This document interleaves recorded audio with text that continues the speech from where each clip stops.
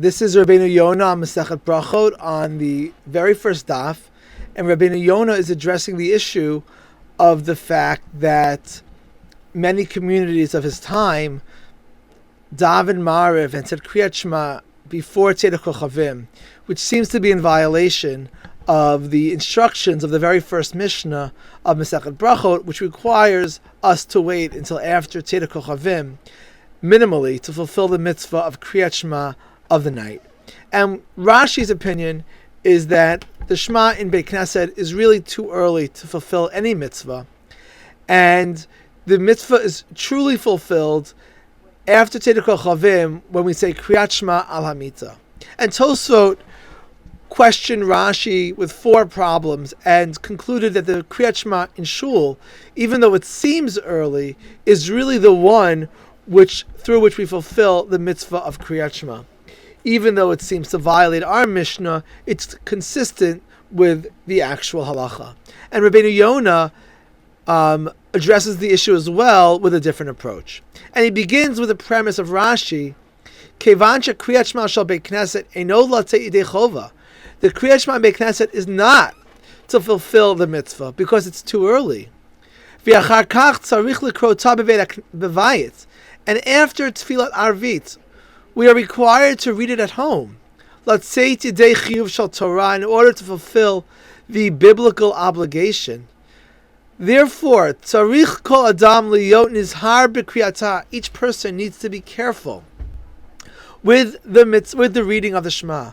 V'shalo yismoch al hakriyah shekorei al mitato, and do not rely on Kriyat Shema al Hamita. He agrees with Rashi's problem, but disagrees with the solution. There are many reasons why I disagree with Rashi. One. First of all, Kriyat Shema al Hamita comes after dinner, after we've eaten and drank. The Kriyat Shema shel Chiyuv, and the Kriyat Shema, which is the obligation, tzarich likrota kodem achila, must be read before we eat, lechatchila, at least ideally. So how can we establish a practice that every day a person will fulfill Shema al mitato? We need to ideally say Shema before we eat dinner. And according to Rashi, this law is violated every single day. Kiddukativna la'el, like I discussed earlier. V'od, number 2.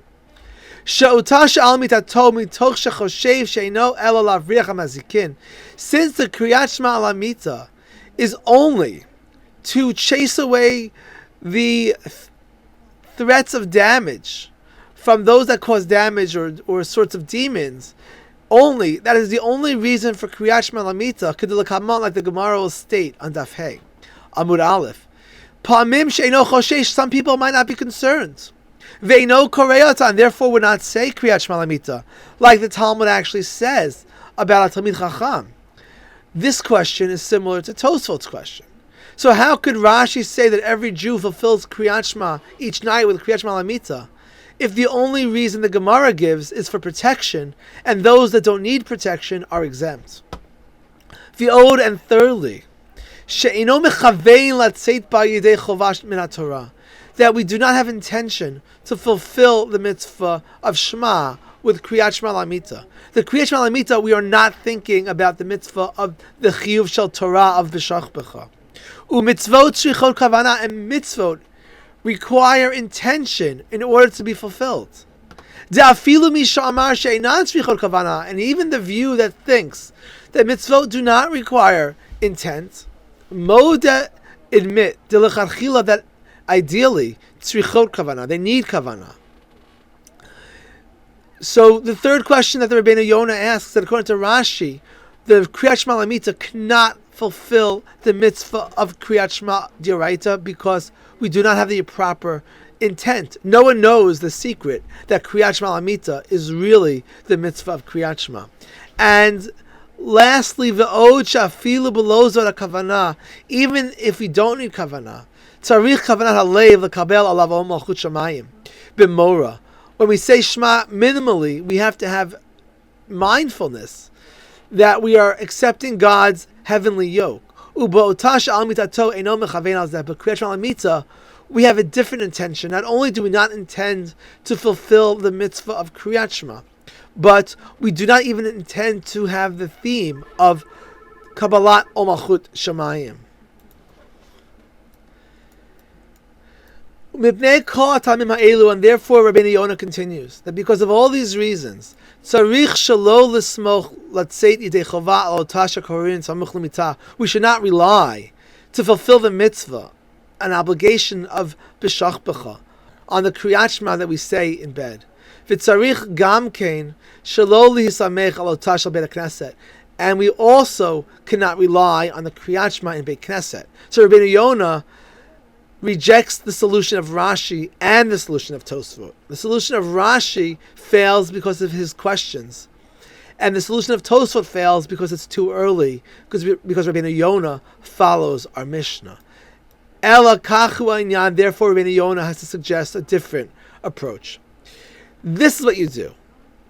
Shebebeit Knesset yikra Kriyat Shema im berchoteha v'yitpalel. Go to shul, daven, participate in the tefillot. Do not have in mind to fulfill the mitzvah of Shema with that Shema because it's too early. You should have in mind that the Kriyat Shema that you say in shul is only to prepare yourself for tefillah by saying psukim of the Torah first. But you do fulfill the mitzvah of saying Birchot Kriyat Shema in Beit Knesset. V'achar kach, and afterwards, when you are home, kodam sheyocha, before you sit down for dinner, achar yetziat kochavim, before the stars come out. After yetziat kochavim, yikra ota, you should sit down and say Kriyat Shema. And have in mind that this is the mitzvah of Kriyat Shema. And say all of it, meaning all 3 paragraphs. B'morah, with the fear of God, with intention, b'kavanah halev. Intention for the mitzvah of Shema, intent for Kabbalat o Malchut Shamayim. So Rabenu Yonah answers that there needs to be a 3rd Shema. Before dinner, after Teda Kochavim, just the Shema, without any brachot, without tefillah, and that will be the mitzvah of Shema in the right time.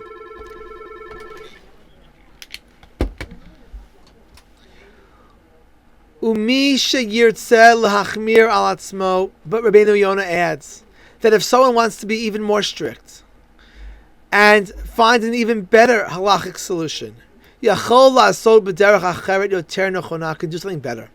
Sheyikre b'veit HaKnesset Kriyat Shema v'habrachot below chatima upticha. You should go to shul, and when you're saying the Birchot Kriyat Shema with the congregation, do not say the ending of Baruch Atah Hashem Ma'ariv Aravim, and do not say the beginning Baruch Atah Hashem Elokeinu Melech Olam V'yitpalel im hatzibur, but just daven everything and Shemona Esrei with the tzibur. V'yotah tefillah yitpalel al shem nedava, and the Shemona Esrei that you say in shul should be a volunteer tefillah. It's not really your mariv. You just say the psukim with the congregation and say the tefillot, but not for the purpose of the mitzvah. Just as a volunteer additional tefillah in your day. Sharei evarim uptarim shal olot nidava nami kraven kol laila. Because volunteerism in terms of tefillot are acceptable for day and night. You can daven an extra Shemona Esrei for Shachrit, an extra Shemona Esrei for Mincha, and even an extra Shemona Esrei for Mariv, because the korbanot of the nighttime, the burning of the extra parts of the animals that were left over, could be done all night. And then when you come home, you sit down before dinner. You should say Shema after Teda Kochavim. With their brachot, b'ptichot v'chatimot, the entirety, with the bracha, with God's name, because that's the real Shema, and that's the real Birchot Kriyat Shema. V'yitpalel l'shem chova, and you should say Shemona Esrei with the intention that this is the real Shemona Esrei. Ubezeh yiyeh hakol metukan, everything is perfected in this way. She'otah shebeit hakneset tiyeh lamod b'tfilah mitoch divrei Torah. The tefillah in shul, the Shema in shul, should only be to prepare yourself with divrei Torah. K'moshe amru b'Yerushalmi, like the Yerushalmi says. V'yikreh kriyat Shema, and then the Shema should be said be'onatah, in the correct time. V'yismoch geula l'tfilah, and you will juxtapose the geula and the tefillah by saying Shmona Esrei right after Shema in your house after Teda Kochavim. Even though without a minyan, everything will be in the correct time and the correct way.